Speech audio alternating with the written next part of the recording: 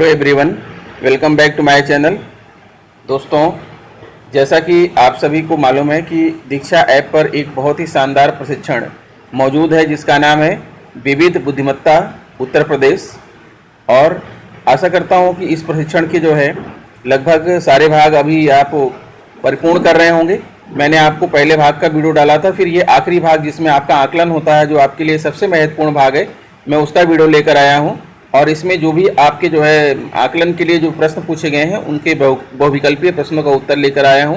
तो आप वीडियो पर अंत तक बने रहिए और इन उत्तर को देख लीजिए। उसके बाद फिर जो है आप इस कोर्स को कंप्लीट कीजिएगा। तो आइए हम अपनी वीडियो प्रारंभ करते हैं। तो दोस्तों, जैसा कि जो है आप देख पा रहे हैं विविध बुद्धिमत्ता आकलन, और ये पहला प्रश्न जो है आपके सामने आ रहा है। आप प्रश्न पर ध्यान दीजिएगा। होवार्ड गार्डनर की बुद्धिमत्ता की परिभाषा के अनुसार मैं बुद्धिमान हूँ।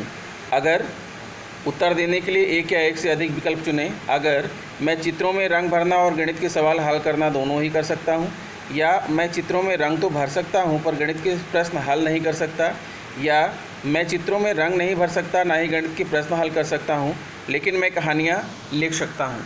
तो दोस्तों, आप बता सकते हैं इस प्रश्न का राइट आंसर क्या होगा। मेरे हिसाब से इस प्रश्न का राइट आंसर ऑप्शन नंबर 3 के तीनों ही यहाँ पर सही हैं। ठीक है, होवार्ड गार्डनर की बुद्धिमत्ता की परिभाषा के अनुसार मैं बुद्धिमान हूँ, इसमें तीनों ही हैं। ठीक है, मैं चित्रों में रंग भरना और गणित के सवाल हल करना दोनों ही कर सकता हूँ, तो ये भी बुद्धिमान है। यानी कि तीनों जो विकल्प दिए हैं तीनों ही यहाँ पर सही हैं, क्योंकि विकल्पों में जो गतिविधियाँ दी गई हैं वह होवार्ड गार्डनर द्वारा बताए गए बुद्धिमत्ता के प्रकारों के सटीक उदाहरण हैं। चित्रों में रंग भर पाना, दृष्टि स्थानिक बुद्धिमत्ता, गणित के प्रश्न हल कर पाना तार्किक गणितीय बुद्धिमत्ता, और कहानियाँ लिख पाना भाषाई बुद्धिमत्ता के साक्ष्य हैं। अगर हम इन तीनों में से कोई एक गतिविधि या ये सभी गतिविधियाँ कर पाते हैं तो हम कह सकते हैं कि हम सभी बुद्धिमान हैं। फिर आइए देखिए अगला प्रश्न है। मेरी शुरुआती ग्रेड की कक्षा में एक छात्र है जो किसी कार्य के दौरान बीच में ही अचानक काम करना बंद कर देता है और पूछने पर कि क्या हुआ वह अलग अलग तरह के कारण बताता है, जैसे पेंसिल की नोक टूट गई, मिटाने के लिए रबर नहीं है, निर्देश ढंग से सुन नहीं पाया इत्यादि। लेकिन यही बच्चा मदद मिलने के बाद छोड़े गए कार्य को शीघ्र ही पूरा कर देता है। निम्नलिखित विकल्पों में से कौन सा विकल्प आपको उसके इस व्यवहार का सही कारण लगता है। वह काम ना करने का बहाना ढूंढता रहता है, वह दूसरों से मदद मांगने में संकोच करता है, वह दूसरों का ध्यान अपनी ओर आकर्षित करने की कोशिश करता है। तो बताइए आपके हिसाब से इस प्रश्न का राइट आंसर क्या होगा। तो इस प्रश्न का सही जवाब है मित्रों ऑप्शन नंबर 2, वह दूसरों से मदद मांगने में संकोच करता है। इस स्थिति में पूरी संभावना है कि उसको दूसरों से मदद मांगने में संकोच होता हो। शर्मिला व्यक्ति अधिकतर अंतर व्यक्ति बुद्धिमत्ता में प्रबलता के उदाहरण के तौर पर देखा जाता है। यह कहना थोड़ा गलत हो सकता है कि वह काम ना करने का बहाना ढूंढता रहता है, क्योंकि जैसे हमने इस स्थिति में देखा मदद मिलते ही उसने अपना काम शीघ्र ही पूरा कर लिया। इसके अलावा दूसरों का ध्यान आकर्षित करने वाले व्यक्ति मौखिक और गैर मौखिक रूप से शोर करते हैं ताकि सभी उसकी ओर देखें। चलिए अगला प्रश्न है। बालू सड़क पर रहने वाले कुत्तों का बहुत ख्याल रखता था। उसने कुत्तों को रहने के लिए एक खास तरह का छप्पर बनाया जिससे वह बारिश, तूफान और कड़ी धूप से बच सकें। एक दिन बालू ने मुझे बताया कि ये कुत्ता बहुत बीमार है। पूछने पर कि उसे कैसे पता, उसने कुत्ते में दिखाई दे रहे बहुत से लक्षण बताए। हम यह कह सकते हैं कि बालू में प्राकृतिक बुद्धिमत्ता बहुत प्रबल है, क्योंकि उसमें छप्पर बनाने की क्षमता है। वह जानवरों को लेकर बहुत संवेदनशील है। उसने एक ऐसा छप्पर बनाया जिससे कुत्ते प्राकृतिक आपदाओं से बच सकें, या वह जानवरों की सलामती के बारे में चिंतित रहता है। क्या कहेंगे आप।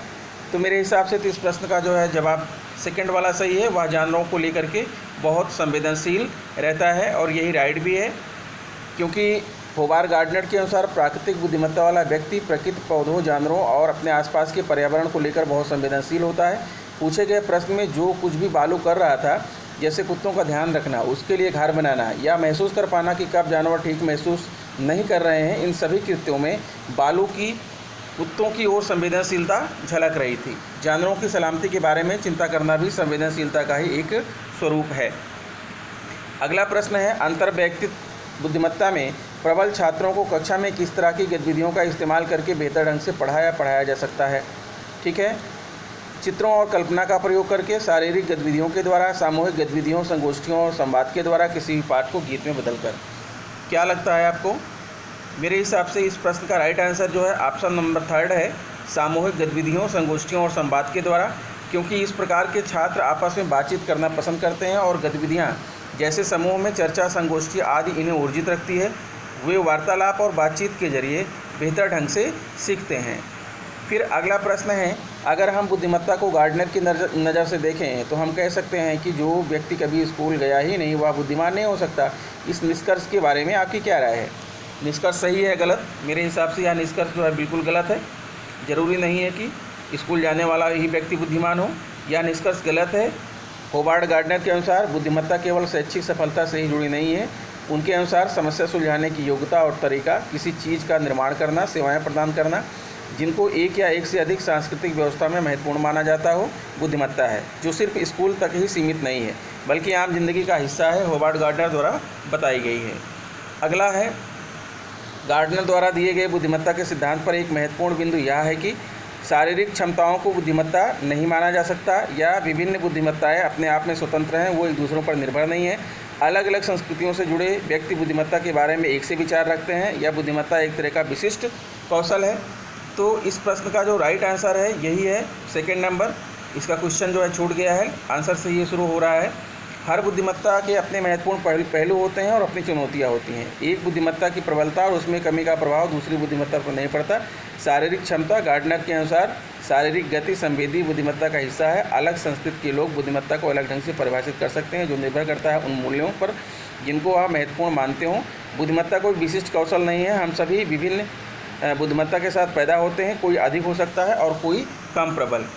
चलिए आगे बढ़ते हैं। अगला प्रश्न है, दिए गए शब्दों में से कौन सा शब्द गार्डनर द्वारा दिए गए बुद्धिमत्ता के सिद्धांत और अवधारणा का महत्वपूर्ण हिस्सा है? नैतिकता, आलोचनात्मक सोच और मानसिक योग्यता।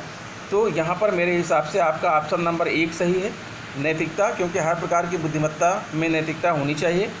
गार्डनर ने बुद्धिमत्ता पर बातचीत के दौरान और उसे परिभाषित करते हुए नैतिकता को बहुत अहमियत दी है।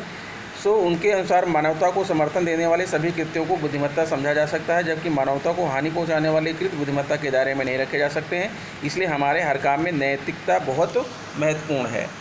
अगला प्रश्न आता है, कल त्यौहार था, मैंने ऐसा खाना बनाया जो मेरे परिवार में सभी का मनपसंद है और मुझे भी अच्छा लगता है। मैंने सबसे पहले व्यंजन बनाने की विधि पढ़ी। चूँकि मेरे परिवार में कम जन है, मैंने विधि पुस्तक में दी गई सामग्री की मात्रा को आधा कर लिया। मैंने जो खाना बनाया वह सभी को बहुत पसंद आया। दिए गए विवरण में कौन सी बुद्धिमत्ताओं का इस्तेमाल हुआ है, यहाँ पर आप ध्यान दीजिए और ध्यान दे करके बताइए कि इसमें से कौन सा जो है आपका राइट आंसर होगा। 5 यहाँ पर बुद्धिमत्ताएं दी हैं, जबकि बुद्धिमत्ताएं कुल 8 होती हैं। तो इस प्रश्न का जो सही जवाब है मित्रों वो है पहला, तीसरा, चौथा और 5वां विकल्प आपका यहाँ पर राइट है।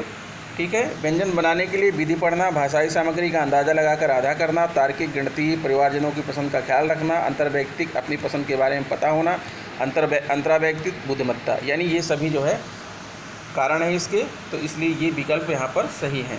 अगला प्रश्न देखिए, निम्नलिखित में से कौन सी गतिविधियों में मुख्य तौर पर तार्किक गणितीय बुद्धिमत्ता का इस्तेमाल होता है? शतरंज खेलना, पहेली सुलझाना, प्रदूषण के विरोध में रैली निकालना, शेयर बाजार में कारोबार करना, भाषण देना। तो मेरे हिसाब से तो यहाँ पर पहला, दूसरा और चौथा विकल्प सही होना चाहिए।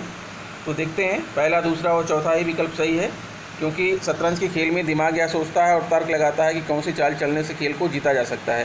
पहेली सुलझाने के लिए भी तर्क का इस्तेमाल होता है। शेयर बाजार से जुड़े लोगों को कब, कहाँ, कैसे और कितना निवेश करना है और आर्थिक बाजार की प्रवृत्ति को समझना आना चाहिए, जिसके लिए तार्किक गणितीय बुद्धिमत्ता आवश्यक है।